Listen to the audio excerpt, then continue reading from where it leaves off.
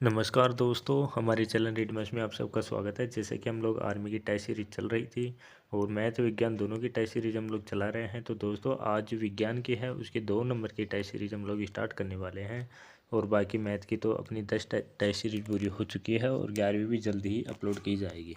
तो दोस्तों यहाँ पे देखिए, हीमोग्लोबिन का मुख्य घटक होता है। देखो, जो हीमोग्लोबिन होता है, जो ब्लड में पाया जाता है, उसका मुख्य घटक कौन सा है, ये इसके अंदर पूछ रहा है। तो इसका आंसर होगा आयरन। हीमोग्लोबिन का मुख्य घटक होता है दोस्तों आयरन। चलिए नेक्स्ट क्वेश्चन में चलते हैं। अगला क्वेश्चन है, बीसीजी का टीका लगाया जाता है। बीसीजी का टीका, बीसीजी का टीका कहाँ पे लगाया जाता है दोस्तों? जल्दी से कमेंट कीजिए, बीसीजी का टीका कहाँ लगाया जाता है? तो 6 और यचमा, जिसको यचमा बोलते हैं, या फिर 6। अब देखो, मलेरिया और डेंगू, क्योंकि पिछली टेस्ट सीरीज मैंने बताया था, ये किसके काटने से होते हैं?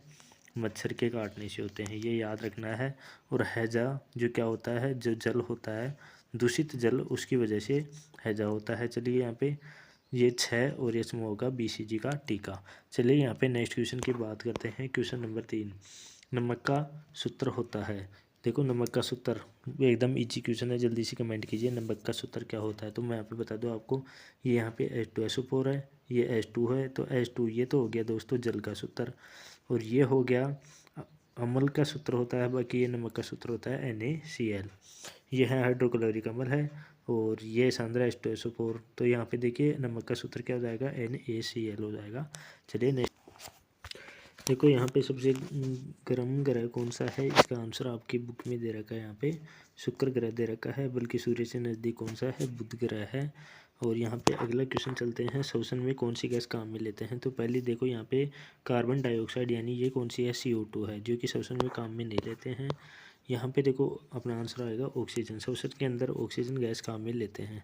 चलिए यहाँ पे अगला क्वेश्चन, विद्युत प्रतिरोध का मात्रक कौन सा है? विद्युत प्रतिरोध, तो देखो, विद्युत प्रतिरोध है दोस्तों, उसका मात्रक क्या है? जल्दी से कमेंट कीजिए। विद्युत प्रतिरोध का मात्रक यहाँ पे हो जाएगा ओम हो जाएगा, जिसका सिंबल होता है कुछ इस प्रकार से, ओम आ जाएगा। विद्युत प्रतिरोध का ओम हो जाएगा।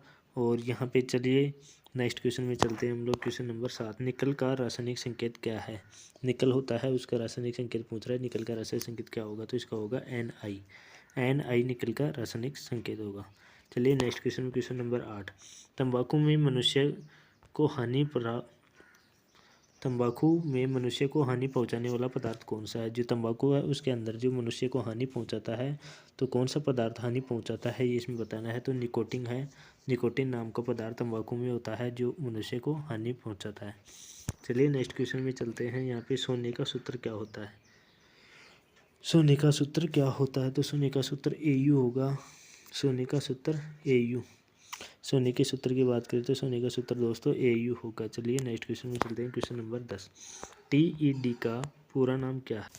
सॉरी, यहाँ पे IED होना चाहिए, TED नहीं, IED होगा। तो IED का पूरा नाम क्या है, ये आपको यहाँ पे बताना है। तो चलिए जल्दी से कमेंट कीजिए, IED का पूरा नाम होने वाला क्या है? तो यहाँ पे आपको बता दूँ, जो IED है वो देखो यहाँ पे होने वाला है C, काम चलाऊ विस्फोटक युक्ति। काम चलाऊ विस्फोटक युक्ति IED का पूरा नाम है।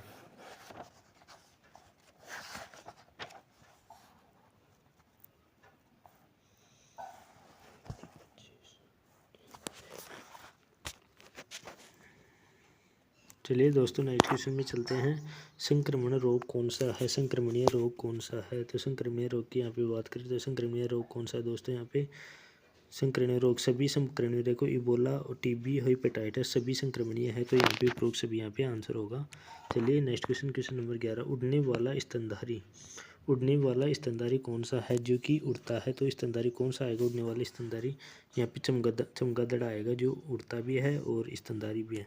चलिए क्वेश्चन नंबर 13, पानी के जहाज की गति मापने की इकाई कौन सी है? पानी का जहाज है, उसकी गति मापने की इकाई कौन सी है? यहाँ पे जल्दी से बताइए। पानी के जहाज, जो यहाँ पे नाट आएगी, नाट। देखो, अशु शक्ति, ये देखो HP बोलते हैं, जिसको विद्युत, जो विद्युत इकाई है उसको मीटर पर सेकंड, ये गति का आता है। और ये विद्युत का हो गया, नोट होता है पानी के जहाज की गति मापने में। चलिए नेक्स्ट क्वेश्चन, क्वेश्चन नंबर 14, सौर जल गीजर किस दिन पानी नहीं गर्म करता है? इसमें देखो कोहरा ज़्यादा होने पर, देखो कोहरे से तो कोई फर्क नहीं पड़ता, यहाँ पे कई दिनों तक वर्षा होने पर और घने बादल ज़्यादा समय तक रहने पर। तो ये डी ऑप्शन होगा, जिसमें बी और सी, यानी बी और सी ये दोनों नीचे वाले ऑप्शन आने वाले हैं। चलिए क्वेश्चन नंबर 15 में चलते हैं। यूरेनियम, यूरेनियम की बात हो रही है यहाँ पे। यूरेनियम जो 235 ही होता है, 92 यूरेनियम 235 की बात कर रहे हैं। में न्यूट्रॉनों की संख्या कितनी होगी?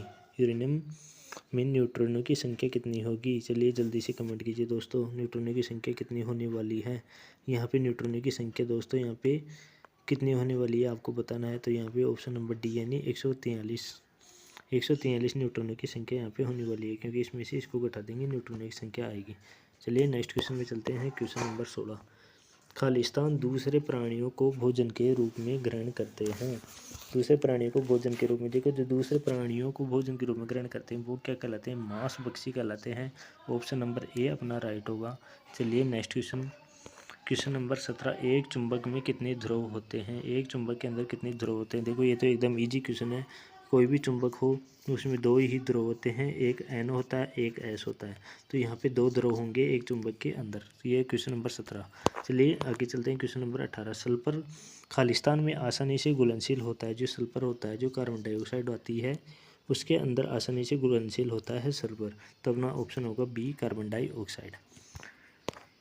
चलिए नेक्स्ट क्वेश्चन यहाँ पे, अल्बर्ट आइंस्टीन एक खालिस्तान था, ये आपको इसका आंसर देना है। तो अल्बर्ट आइंस्टीन देखो सब जानते हैं, अल्बर्ट आइंस्टीन जो भौतिक विज्ञान से जुड़े हुए थे अल्बर्ट आइंस्टीन।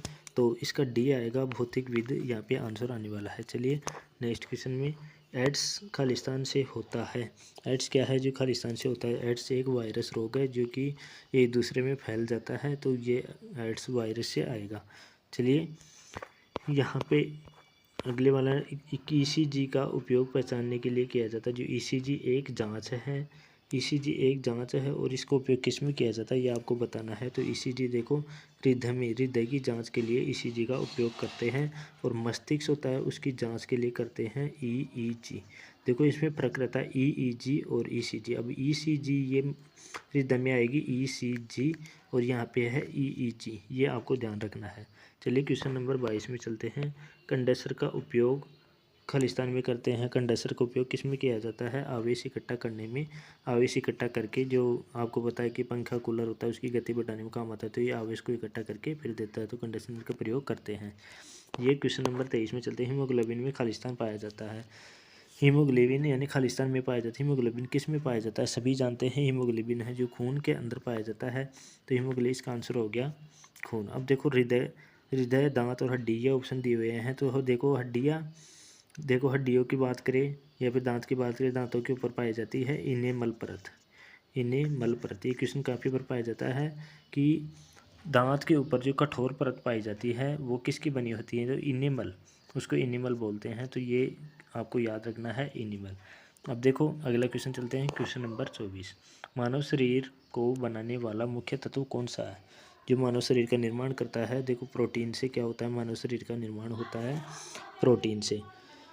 मानव शरीर का निर्माण किससे होगा दोस्तों? प्रोटीन से होगा। चलिए नेक्स्ट क्वेश्चन में चलते हैं। ठोस कार्बन डाइऑक्साइड को खालिस्तान भी कहते हैं। ठोस जो कार्बन डाइऑक्साइड है उसको क्या कहते हैं? तो यहाँ पे आएगा शुष्क बर्फ। ठोस कार्बन डाइऑक्साइड होता है उसको बोलते हैं शुष्क बर्फ। तो ऑप्शन नंबर डी यानी शुष्क बर्फ अपना आएगा। चलिए नेक्स्ट क्वेश्चन में चलते हैं। क्वेश्चन नंबर 26, संक्षेप में इसरो का विस्तारित रूप क्या है? इसरो आप सभी जानते हैं कि अंतरिक्ष अनुसंधान से जुड़ा है। तो अंतरिक्ष अनुसंधान का आंसर होगा क्वेश्चन नंबर डी, भारतीय अंतरिक्ष अनुसंधान संगठन। चलिए नेक्स्ट क्वेश्चन में चलते हैं। क्वेश्चन नंबर 27, रासायनिक संयोग से बने पदार्थ को खालिस्तान कहते हैं। जो रासायनिक संयोग से बना हुआ पदार्थ क्या कहलाता है? यौगिक कहलाता है। यानी दो या दो से अधिक पदार्थों के संयोग से बना हुआ क्या कहलाएगा? यौगिक कहलाएगा। तो अपना आंसर यौगिक होगा। देखिए अगला क्वेश्चन है, ओजोन गैस का रंग। जो ओजोन गैस है O3, इसको O3 बोलते हैं, उसका रंग क्या होता है ओजोन का? ओजोन गैस का रंग कैसा होगा दोस्तों? हल्का नीला आएगा। ओजोन गैस का रंग हल्का नीला। तो हल्का नीला अपना ऑप्शन नंबर ए यहाँ पे राइट होगा। चलिए नेक्स्ट क्वेश्चन में चलते हैं। शरीर की सबसे मजबूत पेशी कौन सी है? देखो शरीर की सबसे मजबूत पेशी कौन सी है दोस्तों? शरीर की सबसे मजबूत तो जबड़े की है। यहाँ पे देखो जांग की बात करें तो एक फीमर आई, फीमर जो क्या आती है? बड़ी। फीमर है सबसे बड़ी जांग की। और यहाँ पे देखो छाती में पूछेगा तो कभी ये पूछेगा कि छाती में कितनी हड्डियाँ पाई जाती है, तो आपको बता दी छाती के अंदर 12+12 यानी 12+12 बराबर 24 यानी 12 जोड़ी पाई जाती है। तो 24 हड्डियाँ छाती के अंदर। फीमर सबसे बड़ी जांग में पाई जाती है और जबड़े की सबसे मजबूत हड्डी पाई जाएगी। अब चलते हैं यहाँ पे क्वेश्चन नंबर 30। शुद्ध जल का रंग है। अब जो शुद्ध जल होता है उसका रंग क्या होता है दोस्तों? देखिए शुद्ध जल होता है उसका कोई भी रंग नहीं होता है, तो रंगहीन आएगा यहाँ पे। तो अपना ऑप्शन हो गया रंगीन। तो दोस्तों आज के हमारे 30 क्वेश्चन यहाँ पे ही कंप्लीट होते हैं। तो दोस्तों कमेंट ज़रूर कीजिएगा आपको ये टेस्ट सीरीज कैसी लगी, हमारे क्वेश्चन को जो संकलन हमने किया है वो आपको कैसे लगे, तो कमेंट ज़रूर करना और चैनल को सब्सक्राइब ज़रूर कीजिएगा। हम मिलेंगे अगली टेस्ट सीरीज में, तब तक के लिए धन्यवाद।